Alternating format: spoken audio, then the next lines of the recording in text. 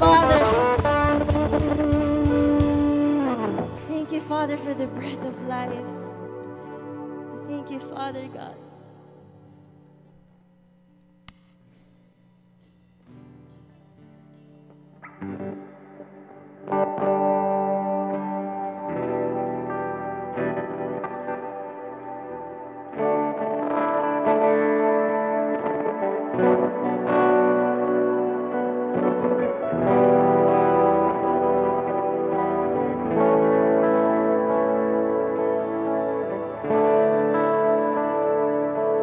Father, fill this space, Father. Father, we continue to worship you in this place. Yes, Father, continue to lift your name. Father, have your way. Move in this place, Father. Come, fall afresh on us, Father. Come, fall afresh on us, Father. Father, with open hearts, we receive you, Father God. Father God, we receive restoration from you, Father. For those who are weary, for those who are anxious, we receive restoration, we receive strength from you, Father God.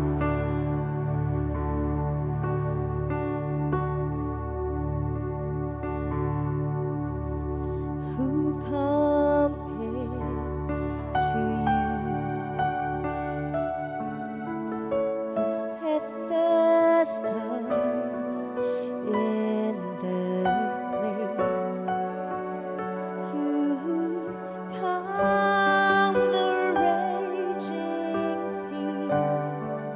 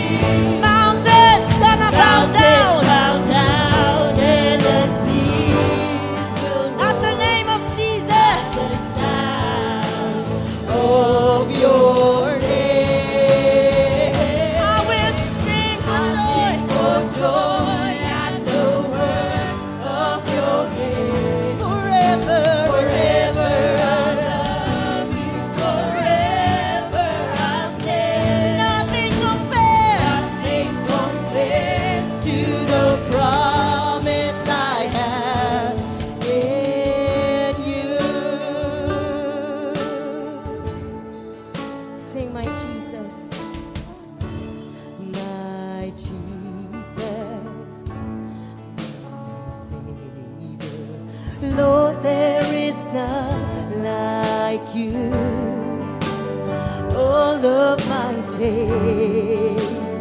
I want to praise the wonders of your mighty love.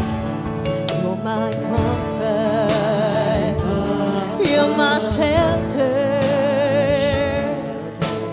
tower of refuge and strength. Let every breath, with all that I am, oh, never cease to worship you. Shout to the Lord, all the earth. Let us sing. Power and majesty, praise to the King. Oh, mountains bow down, and the seas will roar at the sound of your name. Sing, I sing for joy at the words of your name. Forever I'll love you, forever I'll stand. Nothing compares to the promise I have. Oh, shout to the Lord.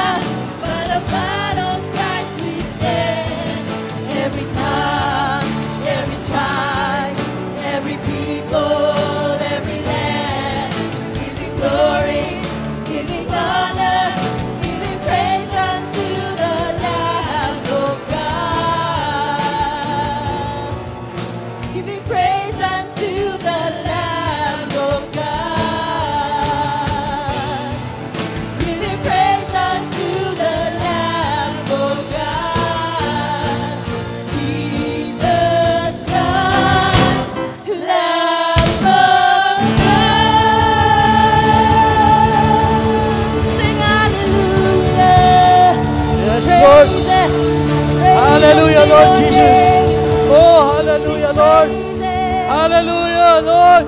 Purihin ka, Panginoon, sa umagang to, Panginoon. Kailang may taas, O God. Holy Spirit, gabayin niyo po kami, Panginoon. Oh, we love you, O God. Hallelujah, Lord Jesus. Thank you, Father. Salamat po sa umagang to, Panginoon. Kailang Diyos na may taas, mapurihan ka, Panginoon. At sa umagang to, Panginoon, sa oras na ito, Lord God, kayo po ang Diyos pupurihin, sasambahin, magpakailanman, O God. Marami pong salamat, Panginoon, sa umagang to. Holy Spirit, we love you, O God. Gabayin niyo po kami, Panginoon. At sa lahat, Panginoon, yung mga nagagawa po namin na kasalanan, Panginoon, patawarin niyo po kami sa mga maling mga salita o anumang mga nasasabi po namin, Panginoon. Oh Lord, we thank you, O God. Kailang Diyos namin itinataas sa umagang to. Lord, gabayin niyo po ang tagapagsalita, Panginoon. Kayo po magbigay ng kalakasan, Holy Spirit, sa Kanya, karunungan. Kailang mapurihan, O Diyos, dahil dakila ka, O God. Ang salita mo lamang ang siyang aming nanamnamin sa puso po namin, sa bawat isa sa umagang to. At sa oras na ito, O God, kayo lang Diyos na makapangyarihan at walang iba, Panginoon. We love you, O God, dahil ang aming Diyos ay pag-ibig sa lahat at kayo lang Diyos namin. Laging tinataas, Panginoon, sa buhay po namin. Salamat po sa insalta sa umagang to. Salamat po sa lahat sa kabutihan mo, Panginoon. At sa lahat ng mga kapatiran po namin na parating dito, ingatan niyo po ang bawat isa. At sa mga naka-online, Panginoon, na makinig sa insalta ang bawat isa, Lord God. Lord, we thank you, O God. Kayo lang Diyos namin, pinasasalamatan. At sa oras na ito, Panginoon, ang salta mo lamang aming nananamin sa bawat puso po namin, O God. We love you, we thank you, O God, Holy Spirit. Kayo lang Diyos namin, pinupuri, pinasalamatan. Sa pangalan ni Jesus, Amen at Amen, Amen. Sige po, batiin po natin ang ating mga kapatiran. Meron po bang first time po sa umagang ito? Kung wala po, lahat po ay magbatian po tayo in the love of the Lord. Every praise is to our God. Every word of worship with one accord. Every praise is to our God. Sing hallelujah, to our God. Glory, hallelujah. Every praise is to our God.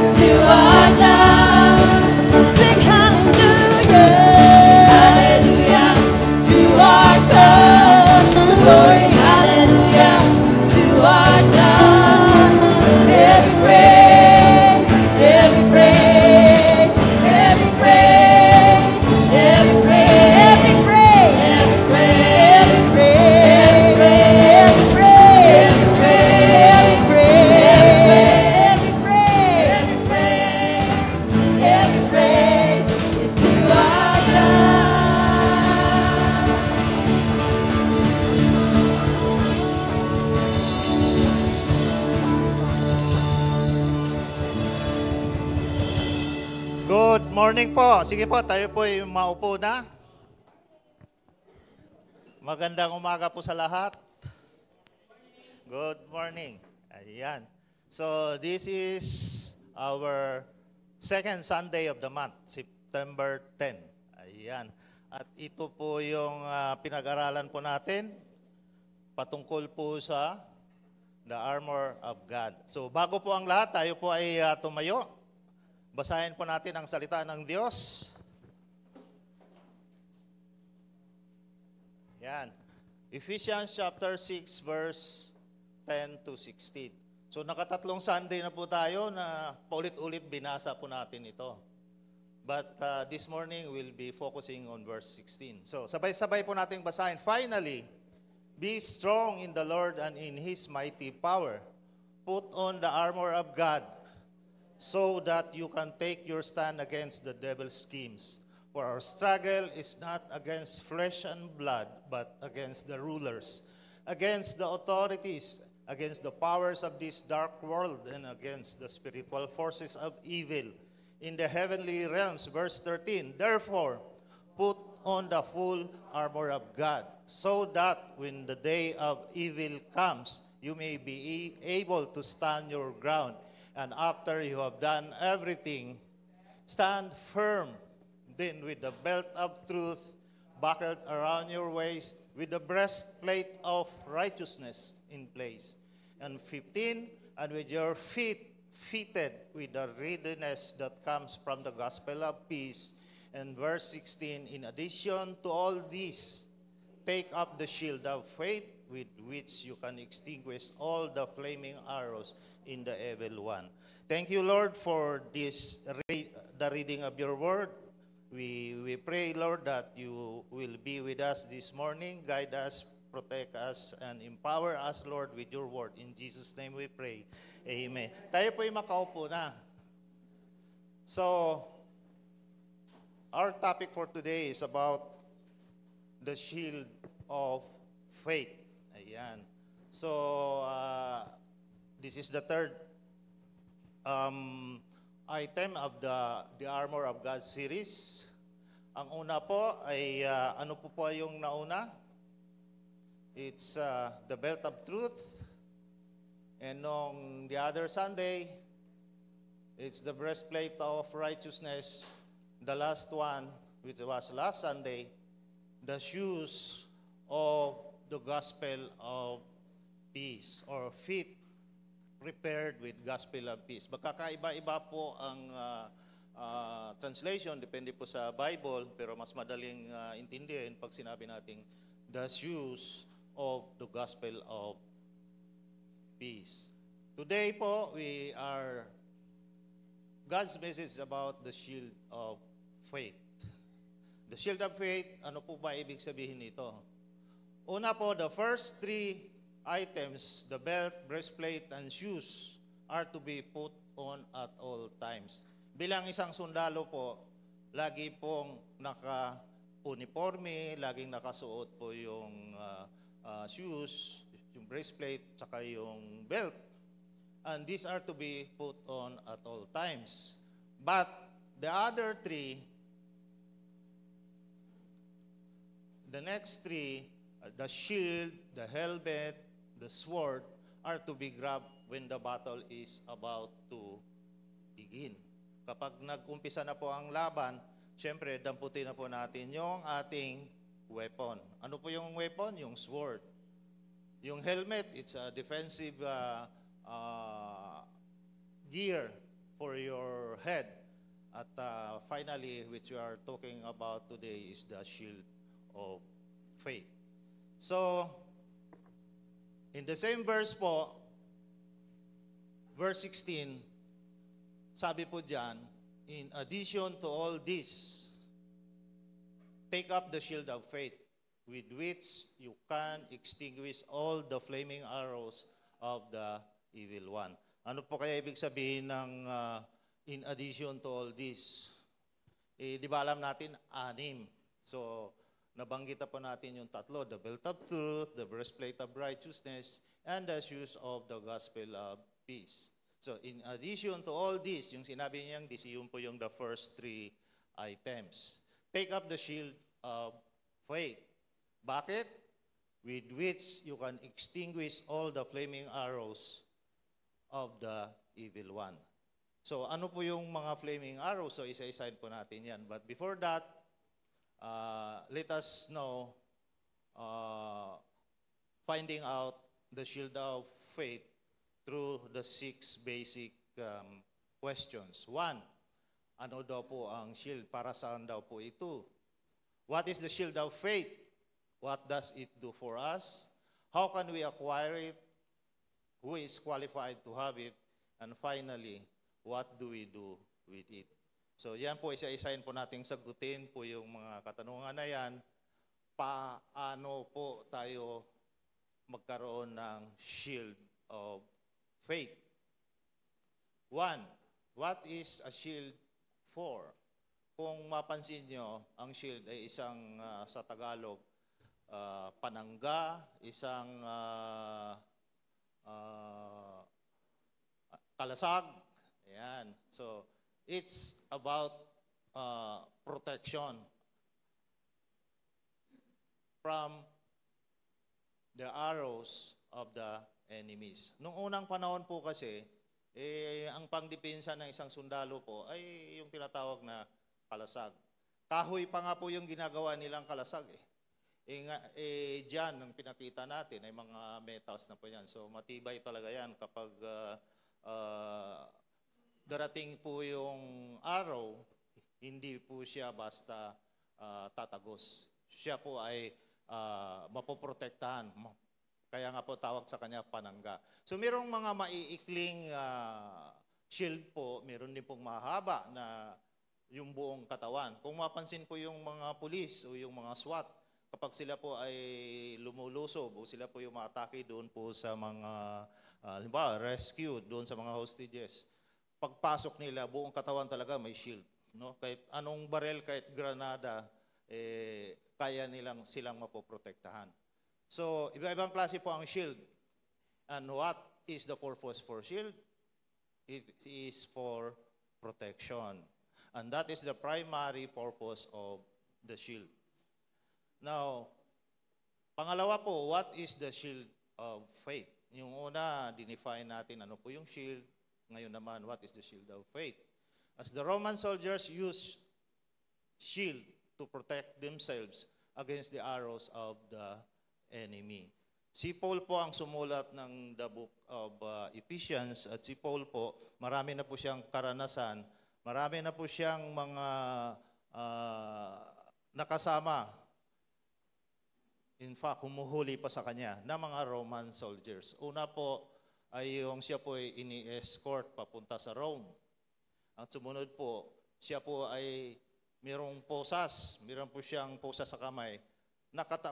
Doon po, nakapusas din po sa gwardiya, sa Roman soldier. So kabisado po niya ang Roman soldier. Kaya siguro, hinahambing niya ang armor of God sa mga gear ng isang Roman soldier.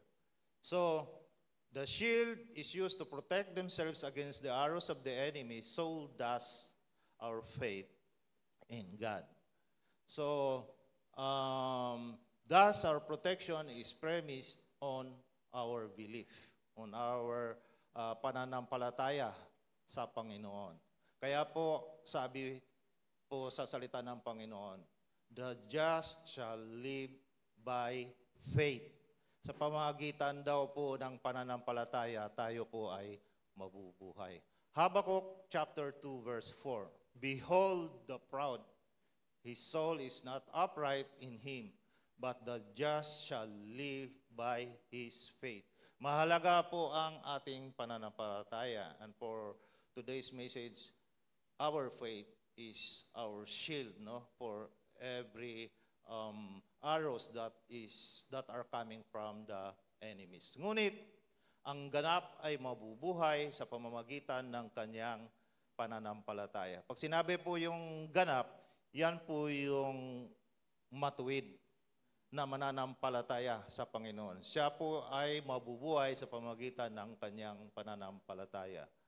Kasi pag ikaw po ay nandito sa mundong ito, wala kang pananampalataya, regardless or otherwise, anong pananampalataya yun, hindi ka mabubuhay. Walang silbi ang buhay mo. Wala kang guide. It is based on your faith that you are going to live. So, the just shall live by faith. Romans 1:17. For in the righteousness of God is revealed from faith to faith, as it is written, the just shall live by faith. In the New Living Translation version, this good news tells us how God makes us right in His sight. And this is accomplished from start to finish by faith. It is through faith that a righteous person has life. So, yan po yung sa NLT, pero sa madaling pagkakaintindi, the just shall live by faith. So, kahit saang translation po yan, ganun din po ang kalalabasan. Galatians 3 verse 11. But that no one is justified by the law in the sight of God is evident, for the just shall live by faith. Tayo po ay mamumuhay sa pamamagitan ng ating pananampalataya. Anong faith po meron tayo? Dapat ang pananampalataya po natin ay sa Panginoon.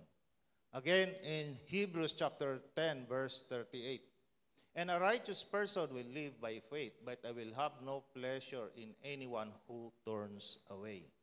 Paano po mapiplease natin ang ating Panginoon? Sa pamamagitan din po ng ating pananampalataya. But, sabi niya, I will have no pleasure in anyone who turns away. Hindi po malulugod ang Panginoon sa atin kapag tayo po ay lumayo sa Kanya. In Christian life, the shield of faith is the consistent application of what we believe about God in relation to the issues of life. Ang bottom line po diyan po ay faith protects. Faith is our protection. That's why we call it the shield of faith. And those whose faith in God are well established shall be protected from the enemy's attacks. Tayo din po ay nabubuhay sa mundong ito na hindi naman talaga tayo dito mananatili, mamamalagi. We are just living in this world temporarily. Temporary lang po tayo dito. Kaya sinabi po dito, we should be protected by the shield of faith and from the enemy's attacks. So what does it do for us? To stop the fiery arrows of the devil. Okay. So the shield of faith protects from the fiery arrows of the devil. And what are the fiery or flaming arrows of the devil? These are what we call temptations. Mga tukso po. Sino po dito ang hindi pa po natutukso? Ayan, ibig sabihin lahat. Kasama na po ako. Kaninang umaga po, papunta po kami dito sa church. May sinundan po kaming sasakyan na nakatutok ako kasi nagmamadali ko. Kailangan nandito na kami, 9:30. Yung sasakyan, bago mag-Uniwan, may left turn doon sa River Drive. Ang bagal niya, pabagal ng pabagal. Ako nasa likod, hindi naman ako makapag-overtake. Yung pala, magle-left turn siya. So, anong tukso po doon? Ang tukso doon, sisigawan ko siya. Hindi ko naman siya masisigawan, nasa loob sa sasakyan. So, bubusinahan ko siya. Ayan. So, nung binusinahan ko siya, siyempre, hindi ka napapansinin doon. Pero nandoon na, natukso ka na. So, yun lang po ay isa sa mga temptation na yung mainitin, walang pasensya. And the term fiery arrows of the devil is often used metaphorically to refer to the deceptive and destructive tactics employed by the devil or evil forces. And these metaphorical arrows can represent various things. Ano po yun? Una, yung temptation. Lies, kasinungalingan. Doubts, pag-alinlangan. Division, paghati-hati. Discouragement, disagreement, or any tactic aimed at causing harm, confusion, or deviation from God's will. So, Yung mga flaming arrows po na yan, ay normal po yan sa buhay natin, sa kapaligiran natin. And in a spiritual sense, the fiery arrows of the devil are the tactics and strategies used by evil forces to deceive, to trap, to lead individuals away from what is good, what is virtuous, and aligned with their faith. So, ganun po katindi ang mga ginagawa ng evil forces.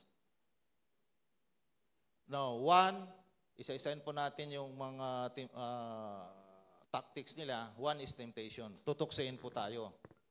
The devil may entice individuals with alluring offers or rewards that appeal to their desires and making it difficult for them to resist moral or ethical compromises. Ayan. So, dito po, sino po ba ay dating salesman o hanggang ngayon nasa sales pa rin? Halos lahat. Ayan. So, alam na po natin, sa mundong ginagalawa natin, maraming tukso. So, isa po dyan yung mga offer. That you cannot or it is difficult to resist, no? Our moral or ethical compromises. Kaya meron pong mga kompromiso na nangyayari. And with that, kasama po yan sa mga temptation. Now, how does Satan tempt us?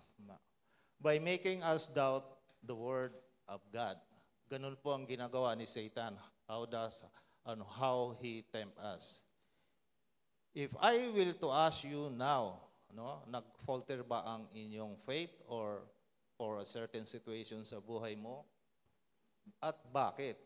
Ayan. So, maaring nadanasan na rin natin yan at eventually na-realize natin it's hindi po yung kaaya-aya. Pero nagawa na natin. So, halos lahat nadanasan natin at pinagdusahan or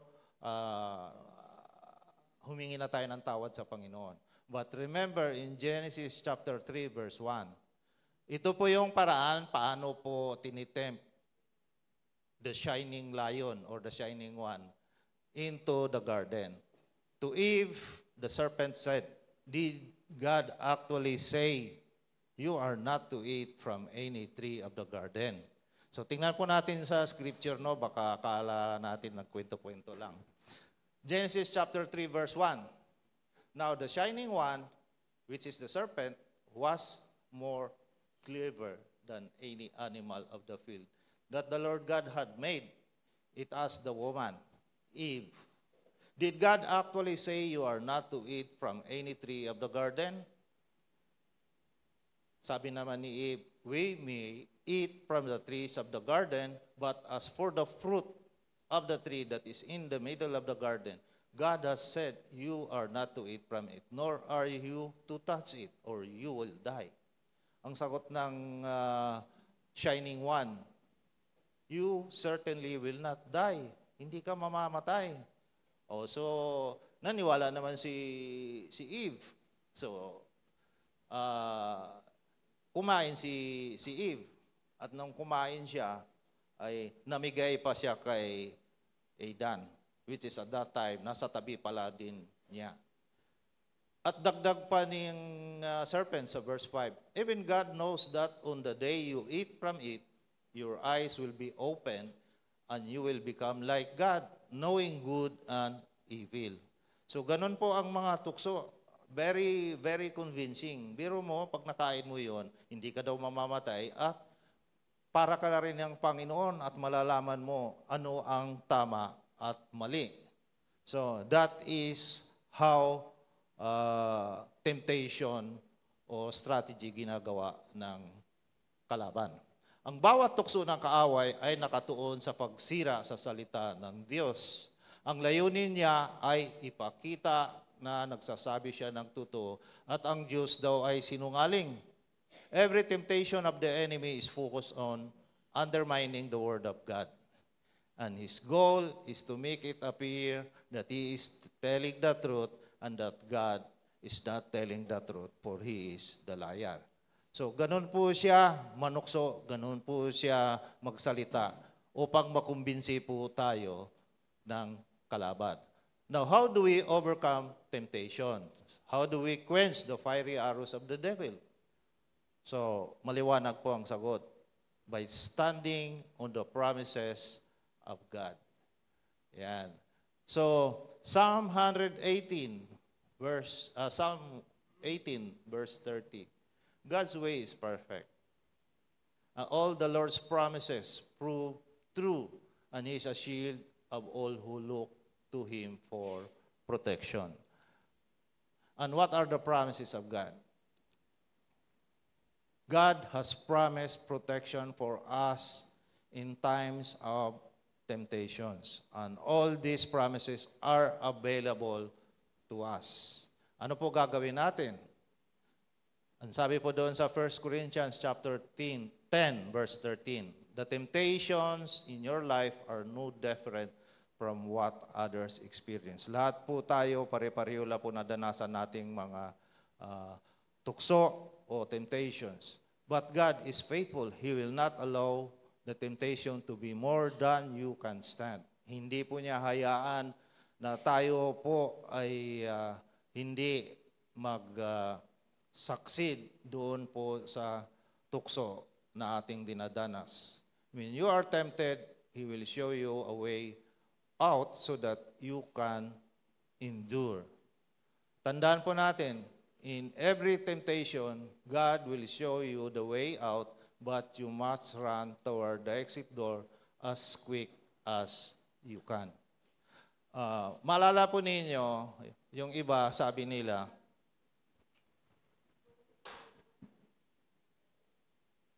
God give us the trials.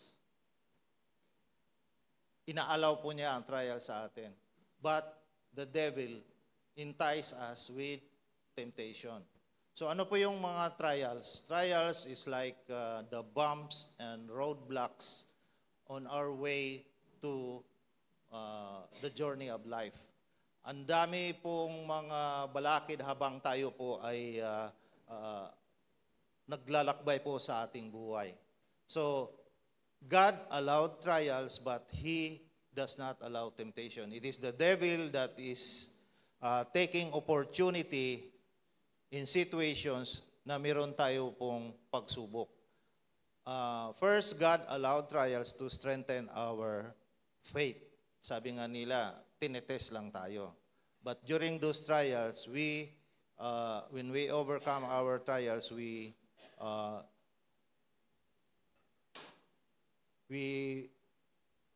did not only strengthen our faith, but we also increase our faith to the Lord.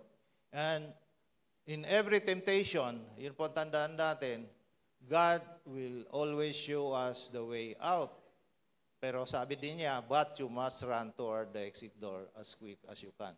Pag meron po tayong pagsubok, meron po tayong trials sa buhay po natin, naghahanap po tayo ng solusyon. Di ba? So, what are the solutions? 1, 2, 3, 4, 5. So, 1, 2, 3, 4, 5 na solutions. Meron po doong rightful, meron po doon meaningful, meron din po doon just to make your ends meet. Para lang po ma-solve ang solusyon. So, marami pong tukso, no? Doon po sa solusyon ng isang sitwasyon, which is what we call the trial. So, doon po sa mga solusyon na yon, meron tayong pagpipilian. And those were the opportunity by the devil kung saan po papasok siya at tutuksoin po tayo. Like sa sale, merong offer, merong kang industrial equipment na binibenta, merong kang buyer. Yung buyer, inalo ka ng ganito, taas. So, sabi, ganito presyo bigay ko sa'yo, kasama na yung para sa'yo, yung ganon. Basta makuha lang niya yung item. So, ganong mga tukso, like in a contract, meron ding mga offers. So, there is always a temptation. So, mag-ingat po tayo doon in every temptation. Sabi natin dyan, at paalala, God will show us the way out. Pag alam na po natin na merong tukso doon, you must run no, toward the exit door as quick as you can. So, paalala lang po yan in times when we have the same situation. Now, what does it do for us? James 1:12. God blesses those who patiently endure testing and temptation.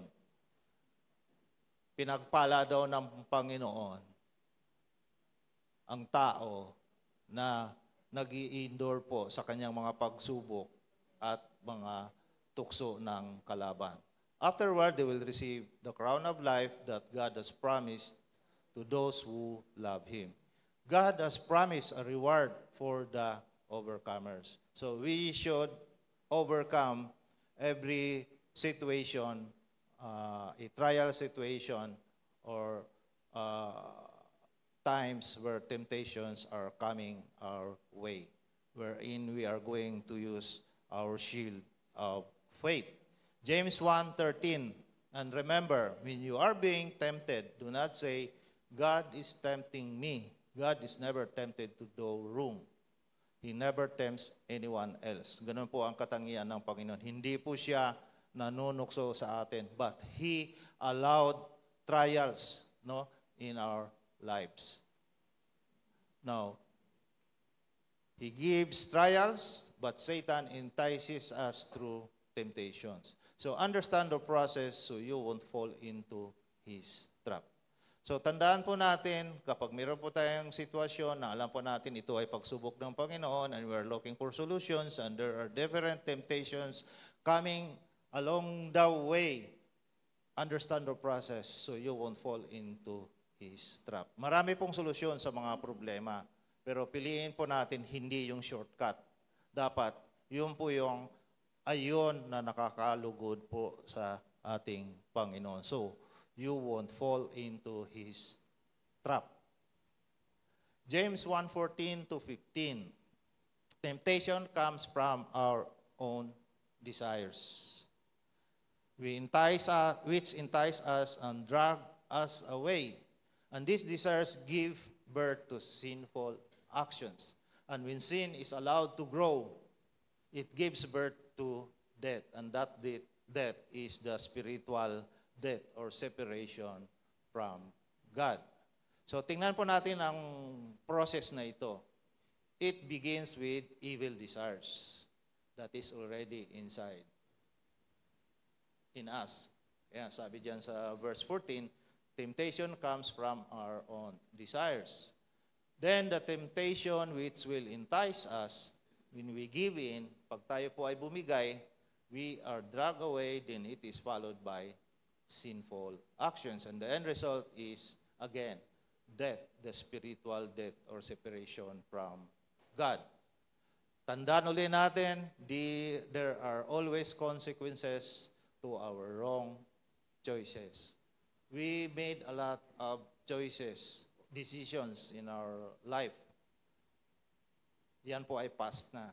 So this time, we may learn from our past decisions, whether good or bad, and we are already ready, no? Lalo na po if we are holding or standing firm onto our shield of faith. Now, second po, one is temptation, second is lies and deception. Ito po yung mga tactics ng ating kalaban. The devil may spread misinformation or distort the truth to confuse and mislead individuals. So, leading them astray from their faith or causing them to make destructive choices. So, alam na po natin yung lies and deception. Talagang mayroong mga kasinungalingan. And to make it appear that the devil is telling us the truth. Third, doubt and discouragement. The devil may use doubt as a weapon, planting seeds of uncertainty or self-doubt in individual minds, which can weaken the resolve and faith. Meron din po tayong mga pag-alinlangan, meron din po tayong tinatawag na discouragement. Lahat ng ito po ay natural lang po na ating madanasan o maramdaman. But when we are in doubt and discouragement, we should remember always the shield of faith. And the shield of faith comes from a belief. Kaya tawag po faith. Belief in the Lord Jesus Christ. And having a belief in the Lord Jesus Christ is knowing Him through His Word. And by knowing His Word, we will also know His promises. At panghawakan po natin yung mga pangako ng Panginoon sa atin. Number 4, division and discord. Ito po yung paghati-hati. The devil may seek to create division among people. Even in the church, instigating conflicts or sowing discord within communities, families, or religious groups, and undermining unity and love. Pag meron pong division, wala na pong unity. Kapag wala na pong unity po, nagkakakalat-kalat na tayo, nagkakawatak-watak, nagkakadiscord. Yan po ang isa sa mga purpose o pakay ng devil sa atin. Lalong-lalo na sa mga mananampalataya kay Kristo. So, number 5, tactics that can take many forms. In number 5, spiritual attacks. This can be perceived as spiritual struggles or challenges that make individuals question their beliefs or lose hope, causing them to stray from their path of righteousness. Dito po, minsan may nag-aalinlangan po doon sa ating pananampalataya. Bakit ganito? Nag-aatin na nga ako ng church, sumasali na nga akong Bible study, sumasama na nga ako sa gawain ng Panginoon. Lagi na ako nagbibigay ng tithes. Bakit parang malayo pa rin ang Panginoon sa akin? Parang may kulang, no?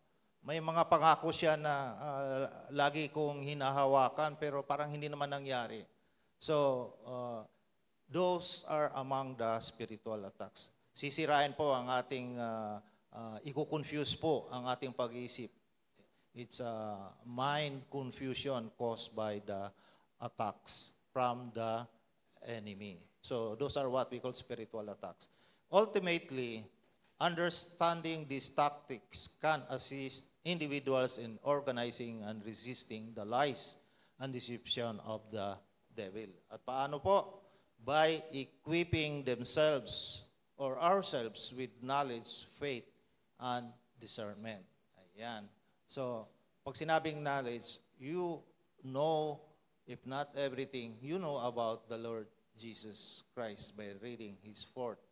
When we say faith, it's our belief, what you believe, no? What you believe about the Lord Jesus Christ. It's not only by knowing, it's also by believing, and that is faith. And having discernment is you will be guided by your decision, wherein you will be having this gift of discernment for what is wrong and what is right. So keep in mind that these evil spirits cannot possess us.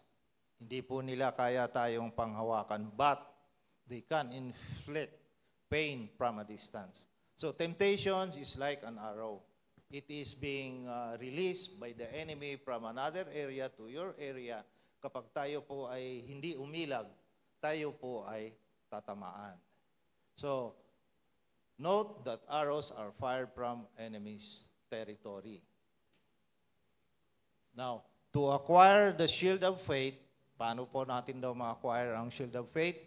At ito po tandaan natin, kung wala pa tayo ngayong shield of faith, alam ko meron na, pero baka hindi pa buo. So, kailangan mabuo po yung shield of faith natin. One must actively cultivate and strengthen their faith in God or their higher power. So, here are some steps that can help in acquiring the shield of faith. 1, study and reflect. Engage in deep study of your spiritual beliefs and teachings. Read religious texts, attend religious services, listen to sermons, and seek knowledge from credible sources. Reflect on the teachings and strive to gain a deeper understanding of your faith. In short po, dapat po tayo ay nagbabasa ng salita ng Panginoon. Those are examples po how to study and reflect. But the basic is reading the Word of God, study, meditate, and finally, practice what you read, what you know, and what you learn. So, study and reflect, number 1, para po ma-acquire po natin ang the shield of faith. Prayer and meditation. So, it's not only studying and reading the Word of God, it's also through prayer and meditation.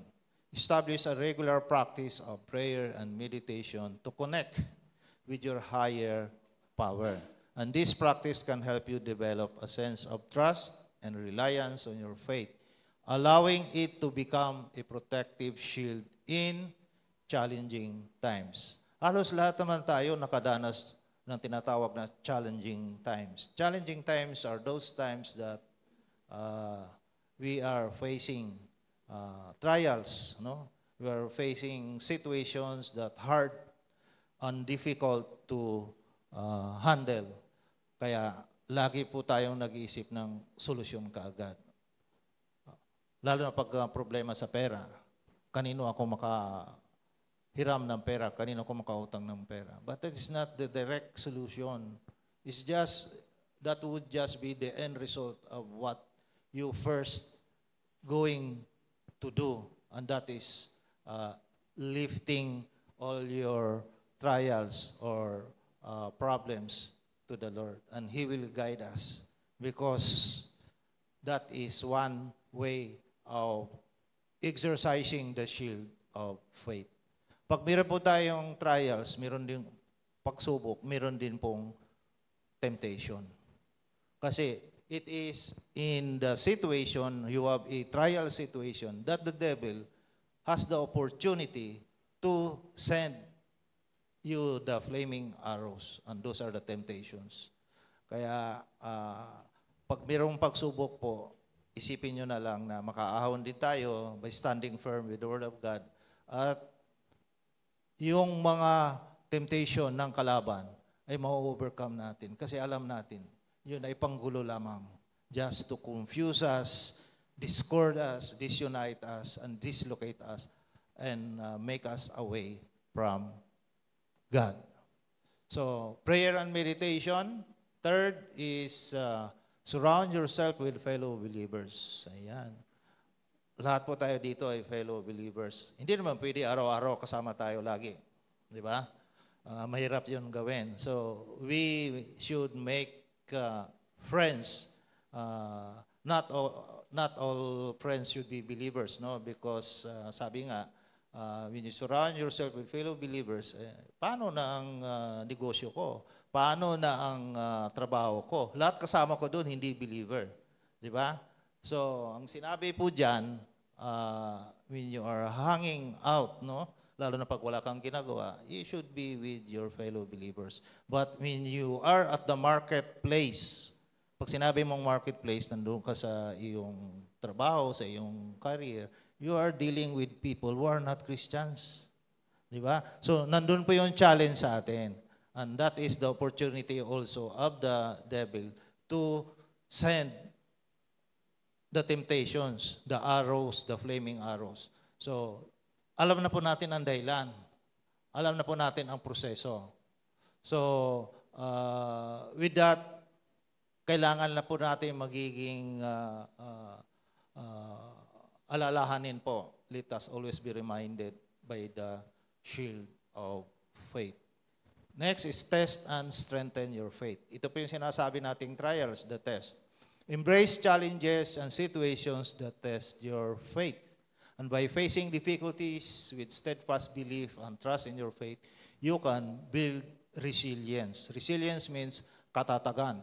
And strengthen your shield of faith. Ayan. Number 5, reflect on past experiences. Ito po yung binanggit ko po kanina. Tayo po yung nakadanas ng mga pagsubok, nakaraan. Look back on moments in your life where your faith has guided and protected you. Recall instances where you have overcome obstacles or received blessings through your faith. Reflecting on these experiences can reaffirm your trust and reinforce your shield of faith. So reflect on past experiences, learn from it, and enforce your belief, your trust through your shield of faith. And number 6, foster a personal relationship with God. Dapat po tayo ay meron talagang tinatawag na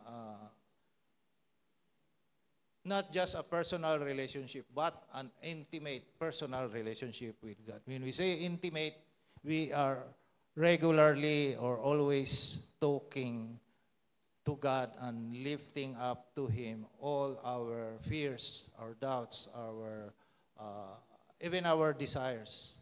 So cultivate a personal relationship with your higher power. Spend time in quiet reflection. Listen to your inner guidance and seek guidance through prayer. Sa ating panalangin po sa Panginoon, tayo po ay nakipag-usap. We talk and commune with God through our prayers. I may be speaking spiritually. I am just also a human being.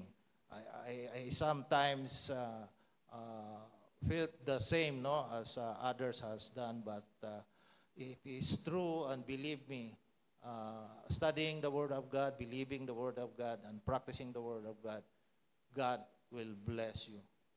And through prayer, again, seek guidance through prayer. Now, building a strong connection also with your higher power can bolster your faith and provide a solid foundation for your shield. So imagine that our topic is the shield of faith. So we are building up, strengthening up our shield of faith. Lastly, number 7, stay grounded in your beliefs. God created us, we believe in God, and we have faith in God, and we know God is always with us. Stay grounded in our beliefs with God. Navigate the challenges and temptations of the world by staying true to your core values and beliefs. Regularly review and reaffirm your beliefs, allowing them to guide your choices and actions.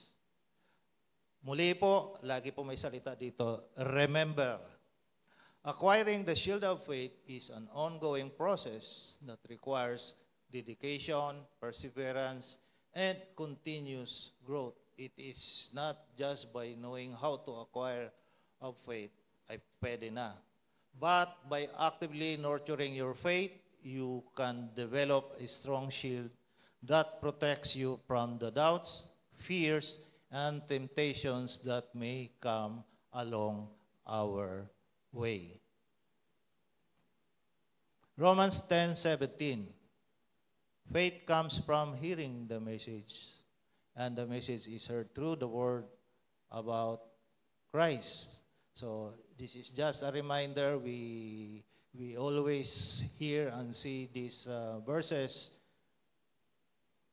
and the more you ponder upon the word of God, the stronger your faith becomes. So kahit pa ulit-ulit po nating binasa, mini-meditate ang salita ng Panginoon, lalo na po yung mga special and favorite verses natin where we encounter experiences na tayo po ay pinagpala ng Panginoon.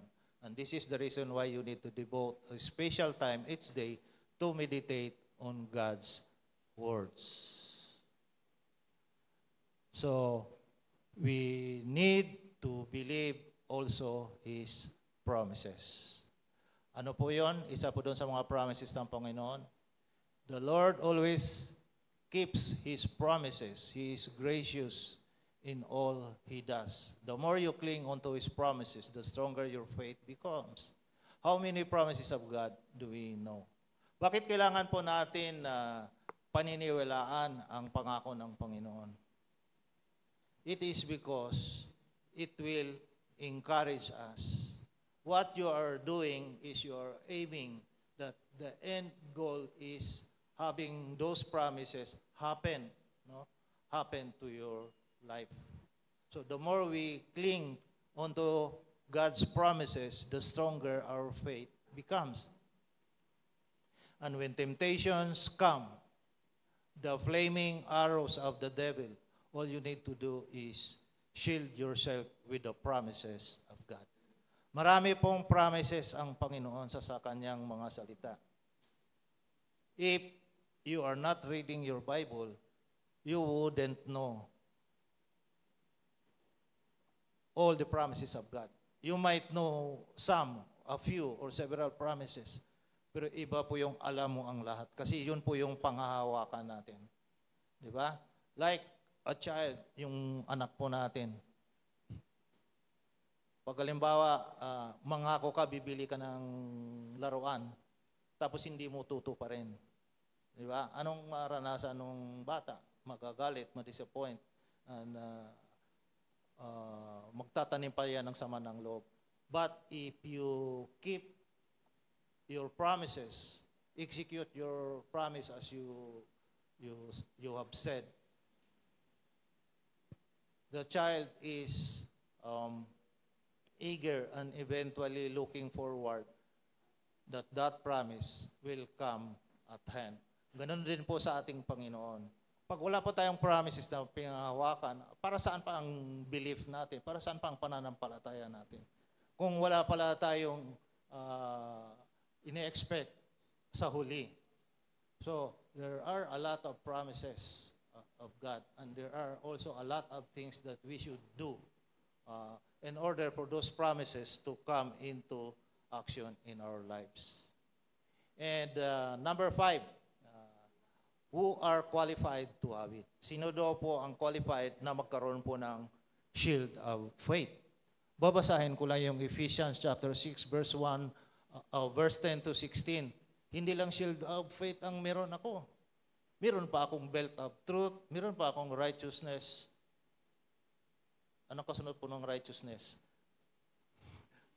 Breastplate of righteousness, and third is the shoes of the gospel of peace.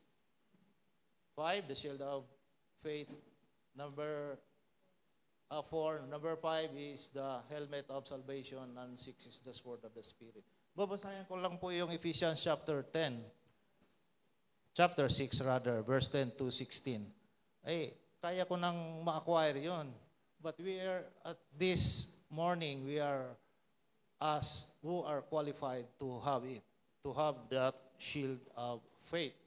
1 John chapter 5 verse 4, for every child of God defeats this evil world. Kapag tayo na po ay anak ng Diyos, if you are a child of God, we can defeat the evil world. And we achieve this victory through our faith, sa pamamagitan lang po ng ating pananampalataya. So this is not available for everyone. Because if you don't have faith in God, then you cannot achieve the victory through that faith that God is giving us. So how to qualify? You must be a child of God. Ayan. So lahat po tayo nandito are children of God. We are a child of God. And it begins with repentance of our sins and recognizing Jesus Christ as our Lord and Savior. And it requires total commitment to the Lordship of Christ. Ayan. Pag sinabi pong total commitment to the Lordship of Christ, we commit ourselves to the Lord Jesus Christ. Once we have that faith, we believe in the Lord Jesus Christ and cling and hold on to His promises. You are committing yourself to the Lord Jesus Christ. So, how to qualify to have the shield of faith? You must be a child of God. And as we commit to Him, He gives His promise. You will achieve victory. Paano po? Through your faith in the Lord. Also in 1 John chapter 5 verse 5, and who can win this battle against the world? Only those who believe that Jesus is the Son of God. Pag sinabi po nating world, ito po yung mundo na ating kinabibilangan sa ngayon.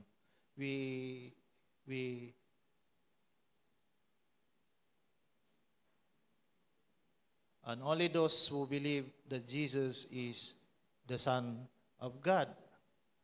So, nakita po ba natin ang punto? Do you see the point that this is only for those who believe? So, if you believe the Lord Jesus Christ as the Son of God, we can win the battle against the world. So, qualified na po ba tayo? Ganun lang po ang pagpa-qualify. Yes, everyone is qualified, but the question is, can you acquire it? Because having qualified is different from on how to acquire.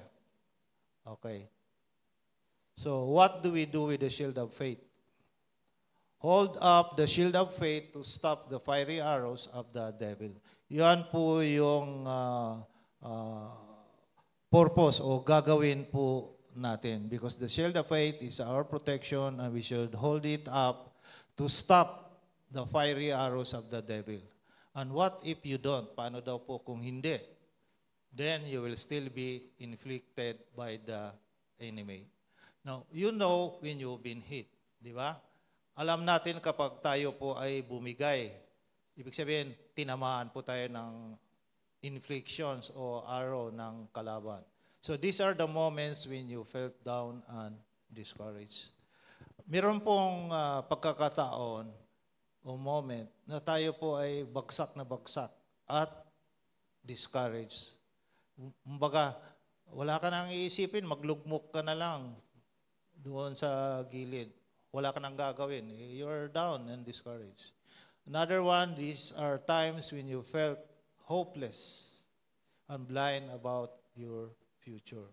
So tandaan po natin, ito po yung mga sitwasyon na tayo po ay tinamaan the inflictions or the fiery arrow of the devil. Nangihina tayo, di ba? Sa halip na lumakas, we are down and discouraged and we felt hopeless. Next is those days when you isolated yourself from others.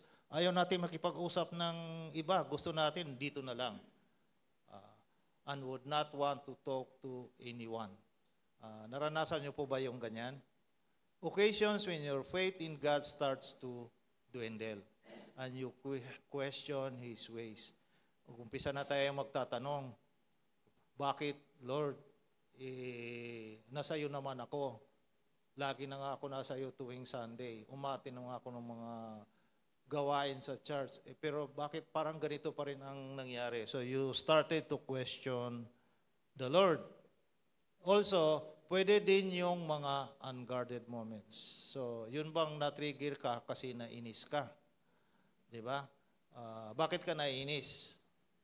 Ayan. Bakit natitrigger yung inis? Bakit ang isang tao daw naiinis? Dahil nagawa yung kinaiinisan niya. Ayan. Marami pong nakaka-relate dyan. And the next question is, kung alam mo na pala ang mga bagay na kinaiinisan mo, bakit naiinis ka pa rin? Ayan. So, naintindihan po natin yan. So, be aware. Dapat na po tayo ay mag-ingat. Paano? Stay alert. Watch out for your great enemy, the devil.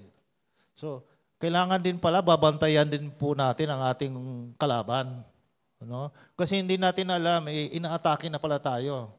1 Peter chapter 5, 8-9. Stay alert, watch out for your great enemy, the devil. He prowls around like a roaring lion, looking for someone to devour. Ayan po ay sinishare sa atin yan ni Pastor nung nakaraang Sunday. Kung nandito kayo.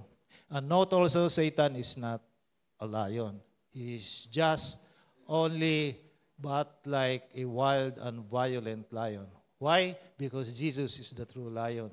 He is the king and he rules. So, how do lions get their prey? Learn a lesson from strategy and you will be spared from Satan's attacks. So, ito po dapat matutunan po natin. let's learn a lesson from strategy so that you will be spared from the Satan's attacks. So ano po yung mga strategy ng kalaban? For example, ito po, the lion strategy of attack. The pride moves towards in the prey and notice. Yung po yung pride daw po. Ano po yung pride sa Tagalog? Hindi naman yabang, no? Ego. Ayan, pride. So, there are demonic forces almost everywhere we go. So, hindi pala natin alam, nakapasok na pala yung tinatawag nating self-ego or pride. At yun, nananatili na sa atin. Then they create confusion. The demons surreptitiously plant lies in your head to confuse you. Pag sinabi pong surreptitiously, secretly, palihim po na nagtanim siya ng kasinungalingan sa ating isipan in order to confuse us. And third, then they isolate the weakest in the group. Yan po ang ginagawa ng lion po. No? And this happens to those believers who get offended and run away from the fellowship. Pag mayroon pong kapatiran po na biglan lang nawala, hindi na regular na umaaten kasi nasaktan na offend pala. Kaya minsan maingat na magsalita dito sa pulpit, baka akala pinapatamaan po yung isa sa member. Bakit alam niya yung ginagawa ko? So hindi po sinasadya yon. Guilty lang po tayo. No? So this happens to those believers who get offended and run away from the fellowship. So attacking from behind, ang lion po, kung makita nyo po sa mga movies o video clips, they disable the hind legs. Hind legs, yun po yung sa likod. Di ba, apat ang paa ng halimbawa, yung usa, no? Yung huli, kakagatin niya. With no power to resist the enemy, you get weak and fall into the trap of Satan. And then, one lion goes for the throat to choke the prey. Yan ang ginagawa nila. Ang lion, kapag hinahabol po niya yung prey po niya, ay puput sa liig kagad ang target. Sino-choke niya, kinakagat niya. And your prayer ceases. Hindi ka na makapagpanangalangin because you can no longer communicate with God. Na-choke ka na eh. And 6, then as soon as it falls, they all enjoy their feast. Magpipiesta na sila sa iyo. They kill and devour. For a Christian, this means a life of misery. So, tayo po, alam na po natin ang lahat. Alam na po natin ang proseso. Alam na po natin ang trap na gagawin ng kalaban. No? It will start with the trials. Then, in the trials, there's a problem. When there's a problem, you need solutions. And one of the solutions, among the solutions are the temptations. So, kailangan suriin po natin ang ating desisyon, ang ating solusyon na gagawin for every problem that we have and for every trials that we encounter. So, how to counter the lion strategy of attack? Here's what you do to being surreptitiously attacked by the enemy. Ano po hula nyo? Ano gagawin natin para ma-counter po ang mga strategy o pag-aatake ng kalaban? 1 Peter chapter 5 verse 9. Stand firm against the devil and be strong in your faith. So it is not just having a shield of faith. Your faith should be strong. You have to stand firm against the enemy, the devil, and be strong in our belief in the Lord Jesus Christ. And with that, we have these promises of God. Kailangan panghawakan po natin ang mga pangako ng Panginoon. Tayo po ay manalangin, pero I invite everyone to stand first.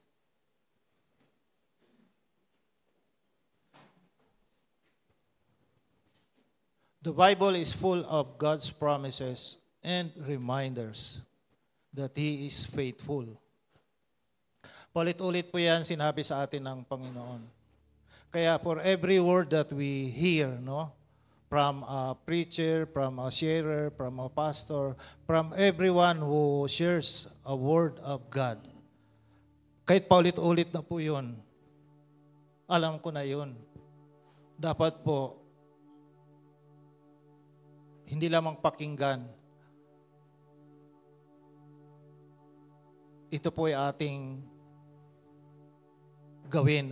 Ito po ay ating muni-munihin. Ito po ay ating i-meditate. Because that is a message from God. God's promises are just reminders, no? One, that He is faithful. Kahit po tayo ay hindi tapat, even though we are not faithful, God will always be faithful. Because He cannot deny Himself. He cannot deny Himself that He is a faithful God.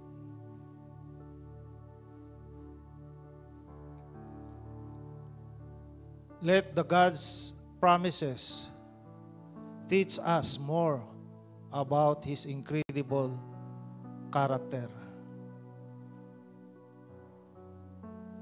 Among His characters are He is our God the Savior, our God the Healer, Redeemer, Deliverer,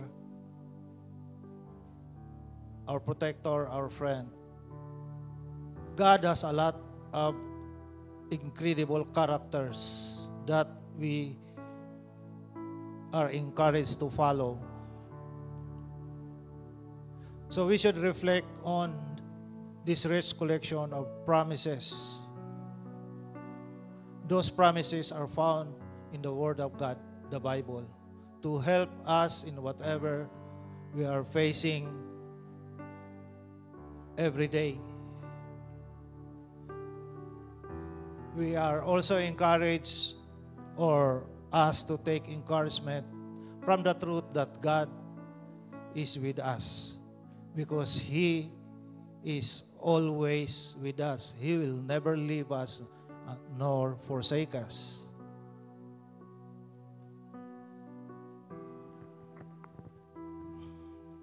And finally,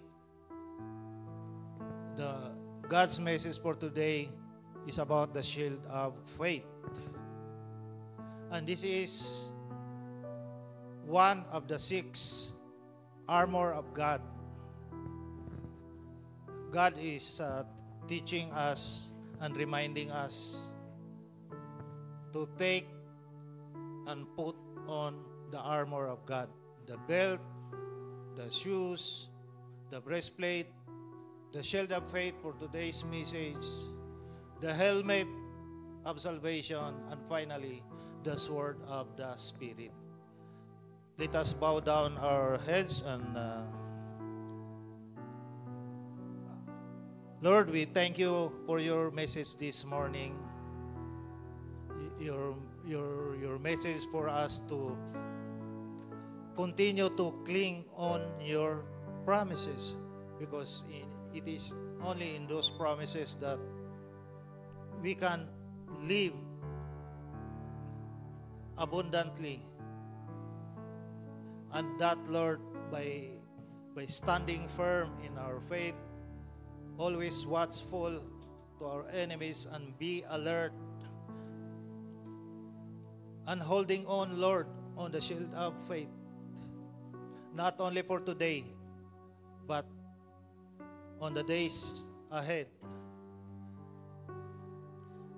Thank you, Lord, for providing us your guidance, your word, and especially, Lord, your promises for us to be enlightened and for us to be victorious.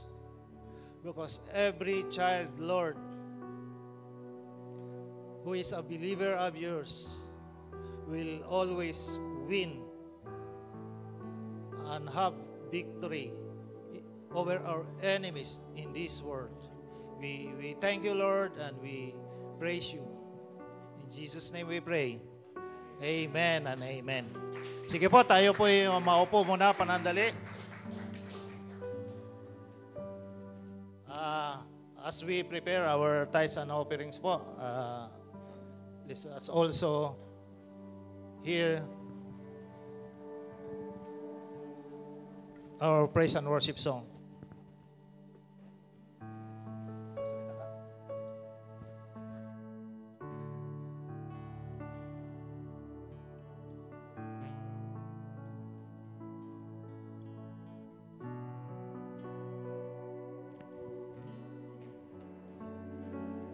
You calm the raging seas that came crashing over me. Who compares to you? You who bring the morning light, the hope of all the earth is rest assured in your great love. You are magnificent, eternally wonderful, glorious Jesus.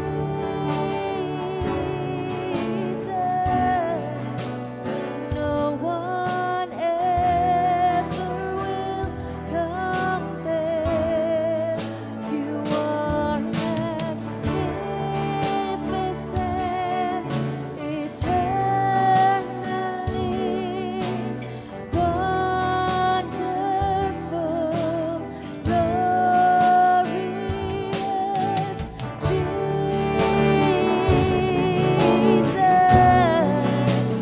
No one ever will compare to you, Jesus.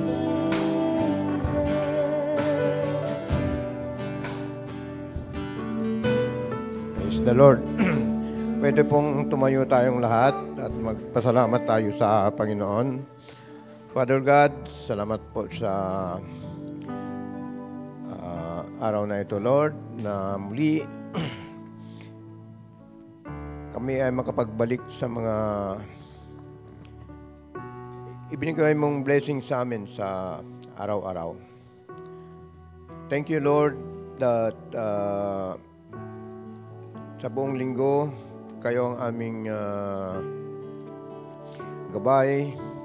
Kayo nagbibigay lahat ng aming pangangailangan po sa araw-araw. Thank you so much, O Lord God, dahil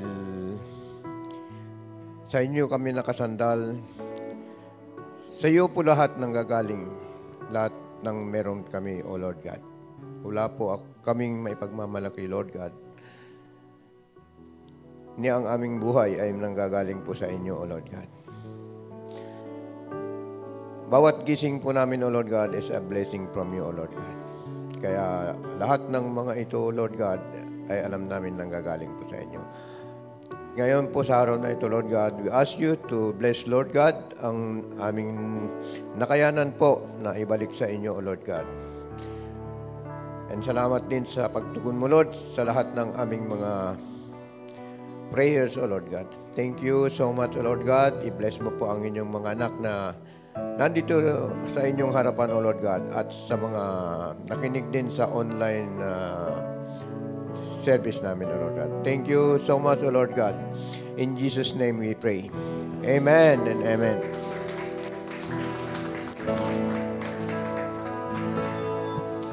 Sige po, manatili po tayong nakatayo from our benediction. And tuloy din po ang ating small group after the service. Kahit mga 10 minutes lang po. So, taas po natin ang ating kamay. Our benediction comes from the book Hebrews chapter 13 verse 20 to 21. Now may the God of peace, who by the blood of the eternal covenant brought back from the dead our Lord Jesus, the great shepherd of the sheep, equip you with everything good to do His will, accomplishing in us what pleases Him through Jesus, the Messiah. And to Him be glory forever and ever. Amen. God bless everyone and be a blessing to your fellow believers.